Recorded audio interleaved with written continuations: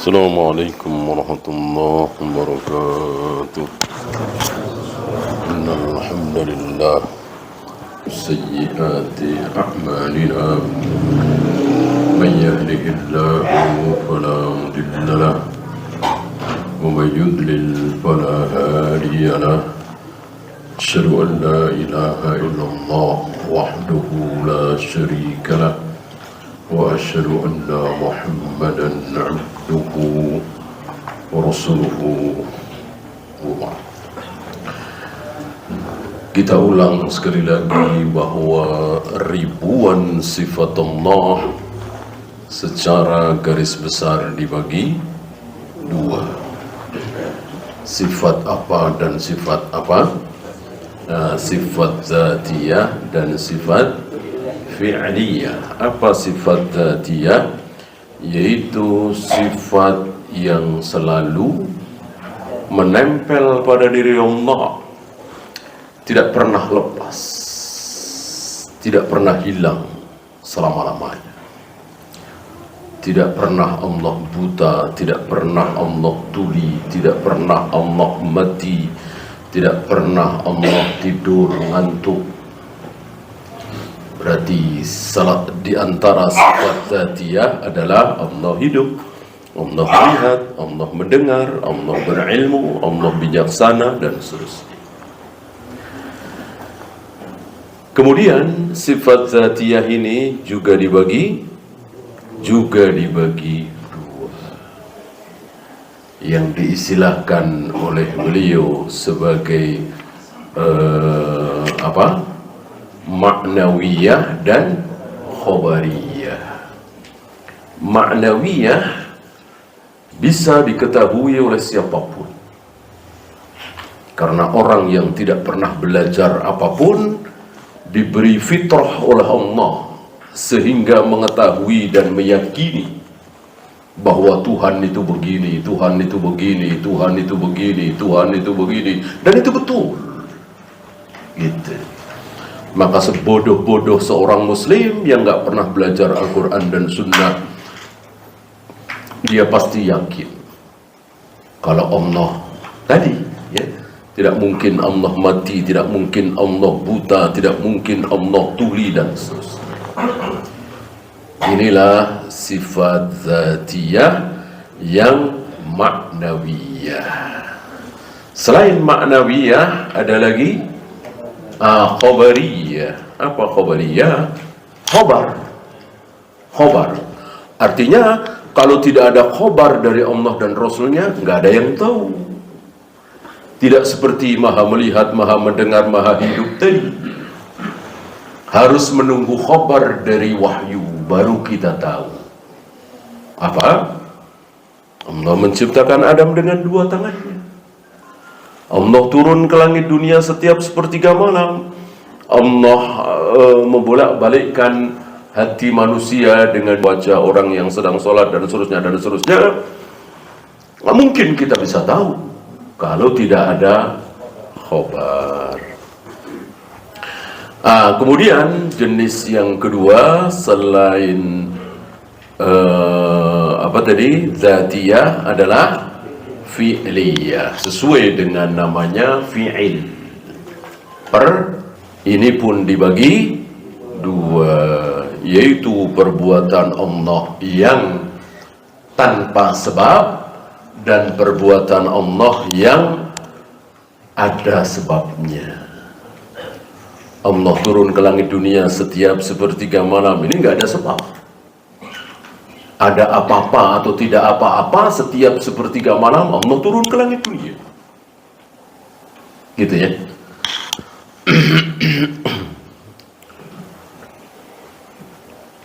Berbeda dengan Allah malu, Allah tertawa, Allah murka, Allah senang, ada sebab. Insya Allah antum tahu sebabnya. Apa yang menyebabkan Allah malu, antum tahu. Apa yang menyebabkan Allah tertawa, antum tahu. Yaitu ketika ada dua orang saling berbunuh-bunuhan, dan dua-duanya akhirnya masuk surga. Apa yang menyebabkan Allah murka? Apa yang menyebabkan Allah senang? Ada sebabnya. Ya, sekarang kita lanjutkan dengan keterangan beliau tentang al-muharrifu. Al-muharrifu dari kata kerja harrafa yuharrifu, masdarnya tahrif. Tahrif, isim fa'ilnya muharrif, jamaknya muharrifu.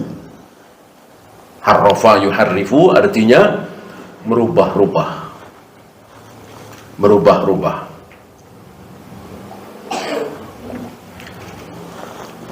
Dan beliau lebih menyukai kalimat tahrif daripada takwil.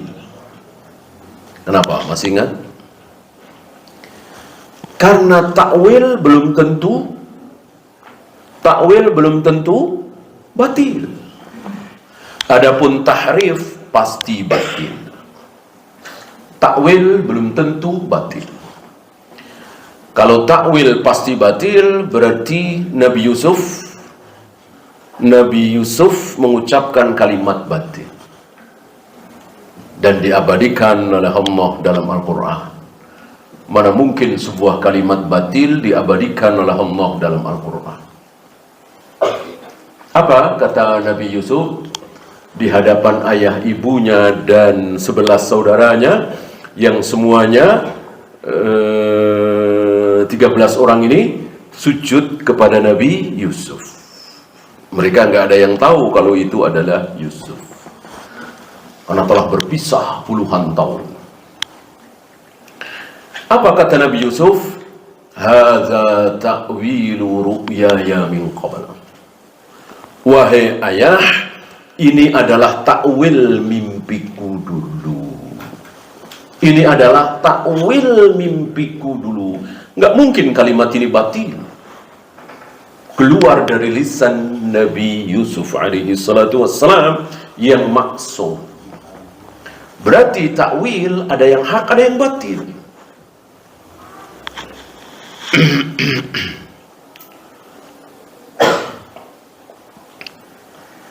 Apa takwil yang hak?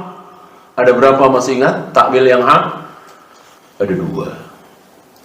Takwil yang hak ada 2. Yang pertama tadi, ini takwilnya, wahai ayah, dulu aku kan pernah bermimpi, dan mimpiku sudah aku ceritakan kepada engkau, wahai ayah. Ra'aitu ahada asyara kawkaba wasyamsa ra'aituhum li sajidi. Aku melihat 11 bintang dan matahari dan bulan, semuanya sujud kepadaku. Sebelum Yusuf dibuang,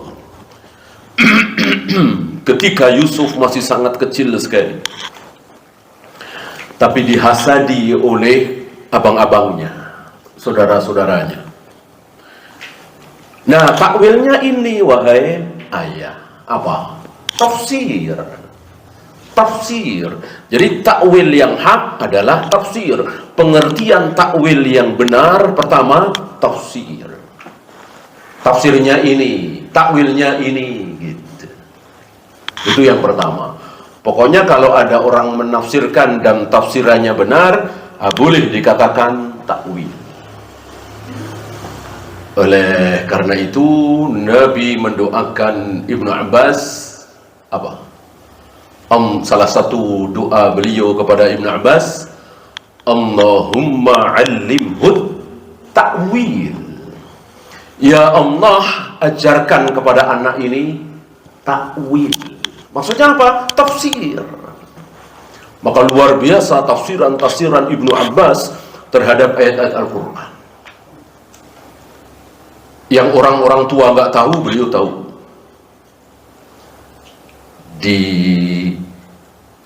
Diuji oleh Umar. Ini Rasul sudah wafat, Abu Bakar sudah wafat, kaum muslimin dipimpin oleh Umar. Nah, Umar sering mengajak musyawarah orang-orang yang berilmu, orang-orang tua, syuyukh ahlul badar. Di samping Umar mengajak mereka orang-orang tua ahlul badar, Umar juga mengajak Ibnu Abbas yang masih bocah itu. Istilah kita masih ingusan, kan umurnya baru 10 tahun ketika Nabi wafat. Nah, ketika Abu Bakar wafat kira-kira 12 tahun. Nah, Umar waktu itu ya mungkin 14 tahun, 15 tahun. Tentu masih anak-anak dibanding dengan para syuyukh ahlul badar. Ada Abdurrahman bin Auf, ada Sa'ad bin Abi Waqqas, ada Zubair, ada Tolha, ada Ali bin Abi Thalib, ada Utsman, ada Ibnu Abbas. Timpang sekali secara umur. Sebagian mereka, kalau tidak salah Abdurrahman bin Auf ya, mengatakan kita juga punya anak-anak seusia dia. Kita juga punya anak-anak seusia dia. Kenapa dimasukkan ke kelompok kita? Merasa tidak suka. Umar dengar, Umar tahu selentingan ini. Maka Umar ingin ngetes, sekaligus menunjukkan siapa Ibnu Abbas yang didoakan oleh Nabi, Allahumma 'allimhu ta'wil. Mulailah dengan pertanyaan surat An-Nasr. Idza jaa nasrullahi wal fath wa ra'aitan nasa yadkhuluna fi dinillahi afwaja. Ketika datang pertolongan Allah dan engkau melihat manusia berbondong-bondong masuk Islam, masuk agama Allah, maka bertasbihlah dengan memuji Rabbmu dan bertobatlah, dan seterusnya. Umar bertanya kepada orang-orang tua tadi, apa takwilnya, apa tafsirnya? Dijawab sesuai dengan isi ayat, bahwa kalau datang kemenangan kita disuruh memuji Allah, beristighfar dan seterusnya, sesuai dengan makna dari ayat tersebut. Mereka faham bahasa Arab kan? Kemudian Umar bertanya kepada Ibnu Abbas yang masih bocah itu, wahai Ibnu Abbas, betulkah seperti itu? Dijawab oleh Ibnu Abbas, tidak. Apa takwil dari ayat itu? Dijawab oleh Ibnu Abbas, mauti Rasulullah sallallahu alaihi wasallam. Takwil, tafsir dari surat tersebut adalah dekatnya ajal Nabi sallallahu alaihi wasallam. Yang tua-tua nggak tahu, Ibnu Abbas tahu.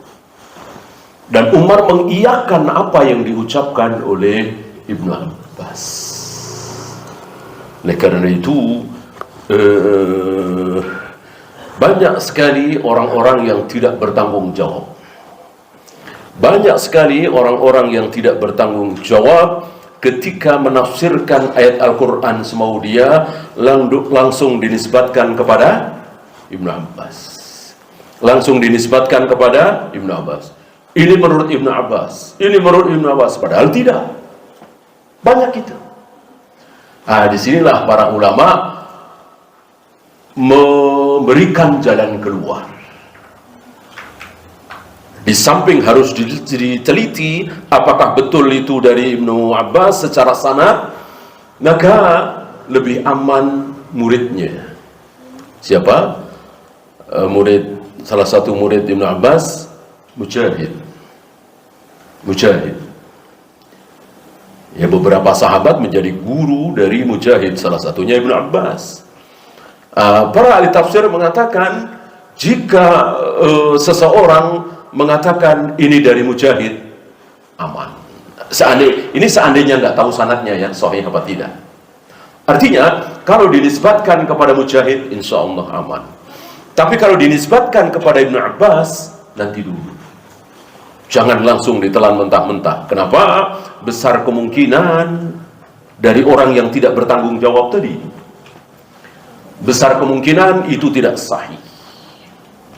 Ini luar biasa para imam ahli tafsir berhati-hati dalam ilmu riwayat. jika tidak yakin sahih, mereka sangat berhati-hati. Ya nggak jauh beda kita sekarang ketika kita dengar, lihat siapa An-Nasa'i. Nanti dulu dah. Kita nggak tahu kan, bukannya kita menolak. Lihat siapa At-Tirmidzi. Nanti dah. Bukannya kita menolak, kita nggak tahu. Kita bukan ahlul hadis. Tapi lihat siapa? Bukhari. Tenang. Muslim. Apalagi Bukhari dan Muslim meriwayatkan. Kira-kira begitulah. Kita sebagai orang awam, kita tidak mau kemasukan hadis dhaif, mengamalkan hadis dhaif, meyakini hadis dhaif. Gitu ya. Ini sedikit tentang takwil. Yang pertama yaitu tafsir. Yang kedua, makna takwil yang juga benar. Yang kedua adalah arti sebenarnya. Arti sebenarnya itulah takwil. Kalau tafsir kan bukan sebenarnya, artinya maknanya, tafsirnya, ya kan? Seperti Nabi Yusuf tadi. Seperti idza jaa nasrullahi wal fath, ditakwil dengan dekatnya ajal Nabi sallallahu alaihi wasallam. Gitu ya. Kan bukan arti sebenarnya, artinya arti di balik itu. Itu yang pertama. Yang kedua tadi arti sebenarnya. Mana dalil? Wa ma ya'lamu ta'wilahu illallah. Di awal-awal surat Ali Imran kan? Ya 7. Dan tidak ada yang mengetahui takwilnya kecuali Allah. Apa maksudnya? Tidak ada yang mengetahui arti sebenarnya. Tidak ada yang mengetahui arti sebenarnya alif lam mim itu apa, alif lam ra itu apa, yasin, toha dan seterusnya itu arti sebenarnya apa. Nggak ada yang tahu kecuali Allah. Berarti takwil adalah arti sebenarnya. Yang pertama tadi apa takwil? Tafsirnya, maksudnya, penjelasannya. Yang kedua, arti sebenarnya. Yang ketiga, ini yang tidak ada. Yang ketiga tidak ada. Maka jika ada yang ketiga dari takwil itu pasti batil. Apa? Bersemayam di takwil dengan menguasai. Istiwa ditakwil dengan istaula, istawa ditakwil dengan istaula. Turun ke langit dunia ditakwil yang turun rahmatnya, bukan Allahnya. Allah tertawa ditakwil Allah senang. Gitu ya. Allah menghadapkan wajahnya ke wajah orang yang sedang sholat ditakwil Allah memperhatikan orang yang sedang sholat. Dan seterusnya. Ini batil. Karena itu yang ketiga. Padahal yang benar cuma dua dari arti takwil itu. Tafsir dan apa tadi? Arti sebenarnya. Yang kadang-kadang kita tahu arti sebenarnya dari sebuah ayat, kadang-kadang kita tidak tahu, seperti alif lam mim, alif lam ra, toha, yasin dan seterusnya.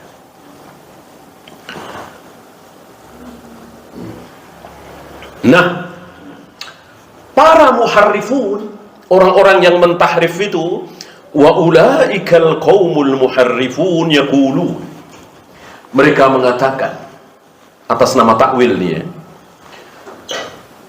isbatuha minan naqs, kita menetapkan sifat-sifat Allah. Allah punya tangan, Allah punya wajah, Allah turun ke langit dunia setiap sepertiga malam, Allah membolak-balikkan hati manusia dengan dua jarinya dan seterusnya.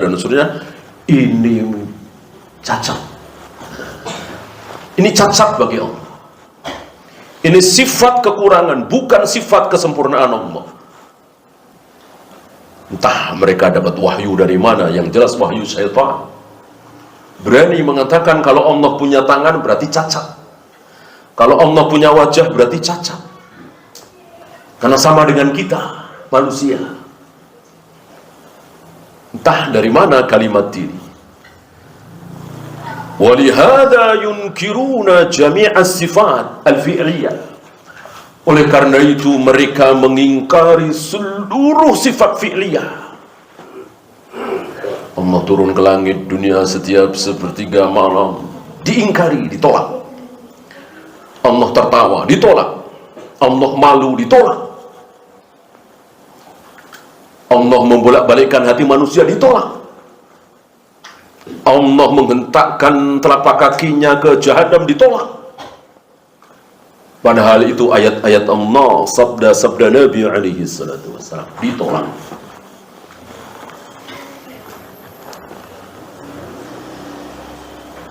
Yaqulun, mereka mengatakan, la yaji'u wa la yarda wa la yas'atu wa la yaqrahu wa la yuhibbu. Allah tidak pernah datang, Allah tidak pernah ridha, Allah tidak pernah marah, Allah tidak pernah benci, Allah tidak pernah mencintai. Ya. Kenapa enggak sekalian? Allah tidak melihat, Allah tidak mendengar, kan begitu? Kenapa pilih-pilih? Kenapa pilih-pilih? Ya. Nah, sebagian mereka mengatakan Allah melihat, tapi tanpa penglihatan. Allah mendengar betul, tapi tanpa pendengaran. Ya. Allah berkuasa betul, tapi tanpa kekuasaan. Ya. Sedangkan ahlu sunnah meyakini Allah melihat dengan penglihatan, karena Allah memiliki mata, dan jelas dalilnya.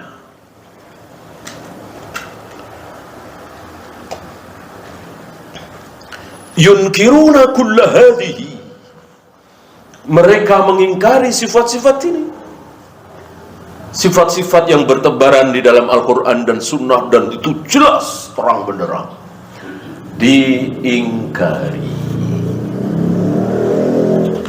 Bidakwa anna hadhihi hadisatun, dengan anggapan bahwa ini hadisah, ini hal yang baru.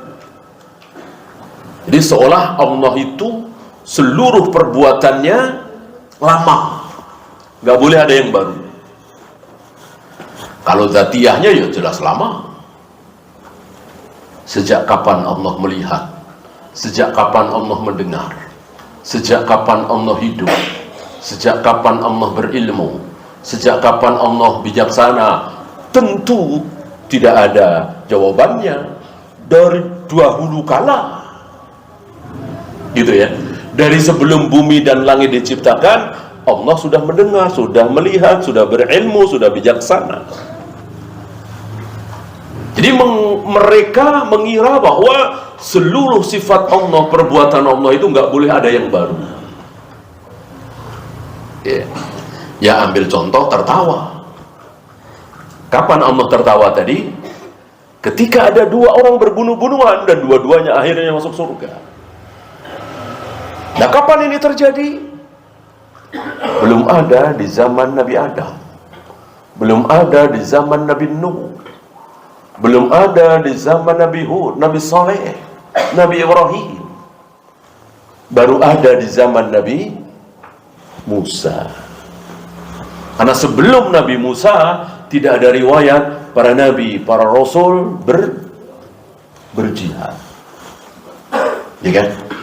Jihad diawali dari zaman Nabi Musa alaihi salatu wassalam. Gak ada riwayat Nabi Ibrahim memimpin pasukan berjihad melawan orang-orang kufar, tidak ada.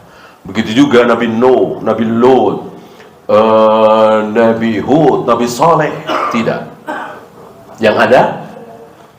Yang ada mereka berdakwah, lalu umatnya membangkang, sebagaimana umat Nabi Nuh, Nabi Lut, Nabi Hud, Nabi Saleh, kaum Ad, kaum Samud, bertahun-tahun, ratusan tahun. Nabi Nuh 950 tahun mereka membangkang, lalu turun azab. Nah, begitu trennya begitu ya. Jadi didakwai membangkang, diazab, didakwai membangkang, diazab. Nggak ada jihad. Mulai jihad zaman Nabi Musa alaihi salatu wassalam. Berarti sebelum zaman Nabi Musa, Allah belum pernah tertawa. Zahirnya seperti itu. Karena Allah tertawa itu ketika melihat dua orang saling berbunuh-bunuhan. Dan dua-duanya akhirnya masuk surga. Kenapa mereka berbunuh-bunuhan? Karena yang satu muslim, yang satu kafir. Di mana mereka berbunuh-bunuhan? Di medan perang. Yang muslim membela Islamnya berjihad, yang kafir membela kekufurannya. Beradu pedang senjata mereka. Yang muslim mati, kalah, mati syahid, insya Allah surga. Yang kafir di kemudian hari, beberapa bulan berikutnya, beberapa tahun berikutnya, masuk Islam. Setelah masuk Islam, dia berjihad pula. Lalu dia mati dalam jihad itu. Akhirnya masuk surga. Insya Allah nanti di surga dua orang ini bertemu. Yang saling berbunuh-bunuhan ini bertemu. Mungkin mereka tertawa nanti ya. Ketika mereka berbunuh-bunuhan ini, mereka nggak ada yang tahu. Allah sudah tahu. Allah tertawa. Berarti kan ada yang baru, ada perbuatan Allah yang baru, yang tidak lama seperti melihat, mendengar, hidup, dan seterusnya. Mereka menolak ini. Entah alasan apa mereka menolak. Ahlus sunnah tidak menolak. Karena Ahlus sunnah menyerahkan segala sesuatunya kepada Allah. Terserah Allah mau berbuat apa, kapan, di mana, kapan mulainya, terserah Allah. Kenapa kita jadi ngatur-ngatur Allah? Nggak boleh Allah melakukan perbuatan hal yang baru, nggak boleh. Jadi seluruh perbuatan Allah adalah lama. Jadi Allah itu tidak boleh berubah. Dari sebelum diciptakan langit dan bumi sampai hari ini, perbuatan Allah itu harus sama dari awal sampai akhir. Kenapa jadi mengatur Allah?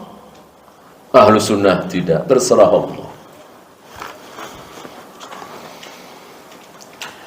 Wal hadithu la yakumu illa bihadithin. Ini kata mereka ya.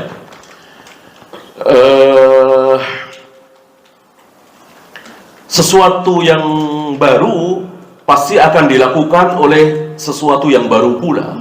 Artinya kalau perbuatan itu baru berarti Allah baru. Allah tidak lama, tidak dari dulu gitu. Artinya ada awalnya.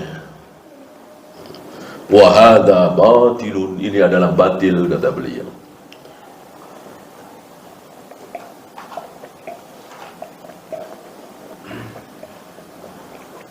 Kenapa batil? Mereka kan dengan logika. Karena Allah itu zat yang maha lama. Artinya sebelum segala sesuatu ada, Allah sudah ada. Seluruh sifat-sifat Allah dan perbuatan Allah adalah lama, nggak boleh ada yang baru. Karena kalau ada yang baru berarti Allah baru. Kata beliau, kata Syekh Utsaimin, hada batilun, ini batil. Kenapa? Kenapa batil? Li'annahu fi muqabalatin nas. Karena berarti menentang nas. Mudah sekali. Pokoknya menentang nas Al-Quran dan Sunnah batil. Jelas menentang. Jelas-jelas Allah tertawa, dibilang Allah ridho. Jelas-jelas Allah bersemayam, dia bilang Allah menguasai arsy. Jelas-jelas aku turun ke langit dunia setiap sepertiga malam, mereka bilang yang turun cuman rahmatnya. Diganti-ganti, dirubah-rubah. Muqabalatun nas. Wa huwa batilun binafsihi, otomatis dengan sendirinya ini batil. Fa innahu la yalzimu min hudutsil fi'li hudutsil fa'il. Karena tidak otomatis perbuatannya baru maka pelakunya baru. Ya kita saksikan sehari-hari, apakah kita melakukan ini dan itu, punya sifat ini dan itu dari kecil. Tidak. Bisa saja 10 tahun kemudian, 20 tahun kemudian, 30 tahun kemudian, ya kan? Kenapa menolak? Itu kita. Allah tentu lebih tidak boleh ditolak lagi karena jelas dalilnya. Ya, kita lanjutkan al-mabhatsus sadis, pembahasan yang ke-6. Masih pembahasan sifat-sifat Allah.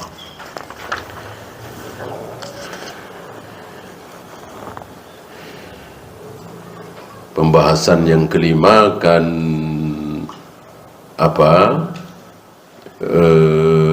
mensifati Allah harus mengikuti pensifatan dari Allah dan Rasulnya. Pembahasan keempat bahwa meyakini sifat-sifat Allah tidak boleh keluar dari nas, dari dalil. Pembahasan ketiga bahwa kita tidak boleh mensifati Allah kecuali dengan apa yang Allah sifatkan untuk dirinya.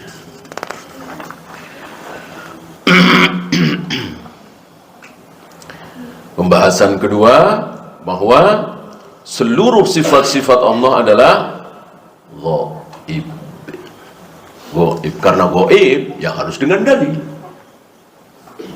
Beda dengan jual beli, sewa menyewa, haramnya ini, bolehnya itu. Bisa dicerna dengan akal.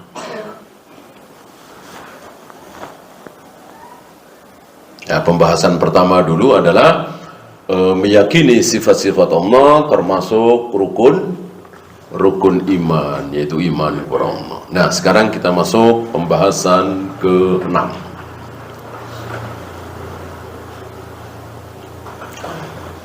Annal aqla la madkhala lahu fi babil asma'i was sifat. Pembahasan ke-6 adalah bahwa akal itu tidak punya celah sedikit pun di dalam bab asma wa sifat. Tidak boleh pakai akal. Jadi betul-betul 100% dalil. Tidak boleh keluar dari dalil. Tidak seperti pembahasan tentang jual beli, pembahasan tentang batalnya puasa. Boleh keluar dari dalil. Ada dalil kalau diinfus itu batal? Kan enggak ada. Tapi insya Allah mayoritas, saya kira semua ulama meyakini infus yang pengganti makan itu, yang walaupun tidak makan tidak minum tapi dengan diinfus seger, membatalkan puasa. Ya, beda dengan memasukkan obat ke badan kita. Itu tidak membatalkan, karena tidak bisa dikiaskan dengan makan minum. Kalau infus jelas sekali bisa dikiaskan dengan makan dan minum. Buktinya apa? Seger, kuat, tidak lemes, ya kan? Mendapatkan saripati makanan dari infus itu. Berarti ini kan keluar dari dalil. Bolehkah? Boleh, karena ini bukan masalah gaib. Batalnya puasa itu, ya kan? Berbeda dengan berbicara tentang Allah. Jadi betul-betul 100% tidak boleh keluar dari dalil. Jadi kalau ada dalil, sudah berhenti di situ. Allah menghadapkan wajahnya ke wajah orang yang sedang sholat, sudah. Ikuti apa adanya, imani apa adanya. Jangan dibawa kemana-mana, sudah berhenti di situ. Ya, nggak usah diteruskan. Berarti wajah Allah banyak, karena yang sholat banyak. Di detik yang sama yang sholat kan banyak. Nah, itu namanya keluar dari dalil. Udah berhenti di situ, nggak akan paham kita. Karena memang kita tidak disuruh paham, tapi disuruh mengimani apa adanya, akan paham. Allah turun ke langit dunia setiap sepertiga malam, nggak mungkin kita bisa memahami ini. Bagaimana Allah bisa turun dengan sebenarnya, padahal sepertiga malam itu selalu selalu ada di mana-mana. Seperti sekarang ini, ya. Adakah negeri yang sedang sepertiga malam? Pasti ada, entah di mana. Nggak akan paham kita. Nah, orang-orang falasifah ahlul kalam yang diikuti oleh Asy'ariyah, Mu'tazilah, Jahmiyah dan lain-lain menghendaki faham. Jadilah mereka memaksakan diri.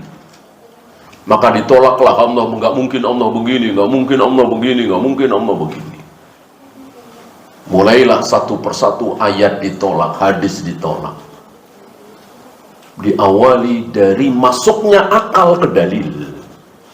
Padahal sedang membahas tentang Allah, zat yang maha gaib. Yang gaib, yang paling gaib adalah Allah.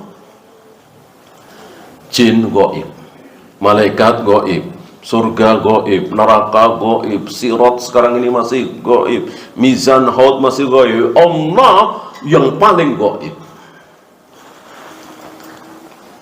Kalau tentang malaikat maut saja kita tidak bisa menjangkau dengan akal pikiran kita, apalagi Allah.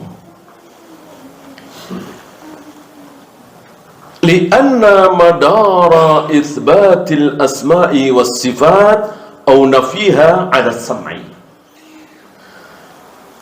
Karena inti daripada menetapkan nama-nama dan sifat Allah, menetapkan atau meniadakan, itu harus berdasarkan as-sam'. Apa asam? Pendengaran itu maksudnya apa? Mendengar dalil. Dengar gitu. Jadi bukan akal, mikir, bukan, tapi dengar. Dengar nih, Rasulullah bilang apa nih? Dengar gitu, asam. Apa kata Nabi ini? Dengar gitu.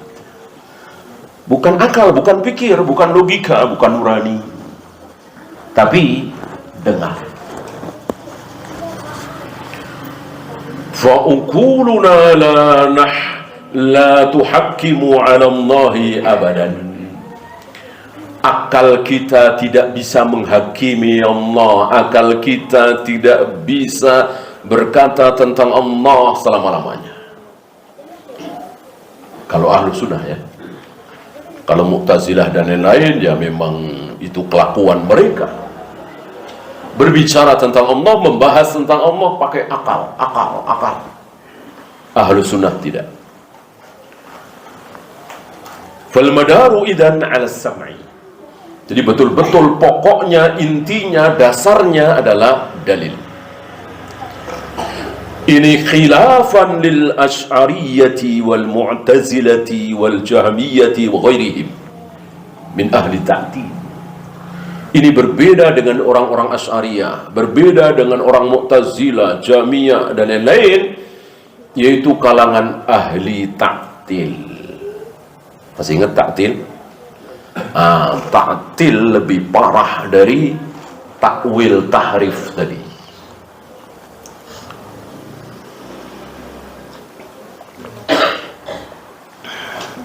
Apa? Meniadakan. Apakah Allah bersemayam di atas arsy? Tidak. Apakah Allah turun ke langit dunia setiap sepertiga malam? Tidak. Apakah Allah punya wajah, punya tangan? Tidak. Tidak, semuanya ditiadakan. Dan mereka menyangka ketika mengatakan tidak, sedang mensucikan Allah. Ini sangkaan mereka, anggapan mereka, padahal tidak. Alladzina ja'alul madara fi itsbatis sifat aw nafiha 'ala al-aql. Di mana mereka menjadikan dalil tentang menetapkan atau meniadakan sifat-sifat Allah itu berdasarkan akal. Padahal akal si A dengan akal si B dijamin sama persis? Tidak. Dengan si C dengan si D tidak. Oleh karena itu mereka itu saling menyalahkan, saling mengkafirkan. Muncul begini, nanti muncul lagi begini.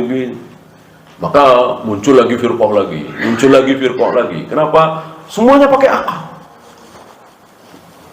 Tidak ada jaminan bahwa seluruh akal manusia adalah sama, walaupun satu firqah, walaupun guru dengan murid, walaupun satu guru, tentu akalnya berbeda-beda.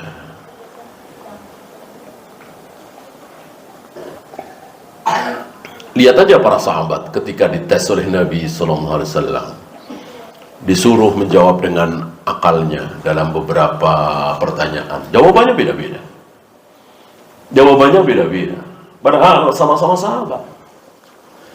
Kenapa akhirnya para sahabat itu satu ucapan, satu pendapat, satu akidah, satu manhaj? Karena sama-sama kembali ke dalil. Ya. Begitu pula para tabi'in, diteruskan oleh atba'ut tabi'in, diteruskan sampai a'immatul arba'ah, sampai hari ini sama semua, karena semuanya berdasarkan dalil. Kembali ke ayat, kembali ke hadis, kembali ke ayat, kembali ke hadis. Gimana gak sama? Sementara mereka tidak.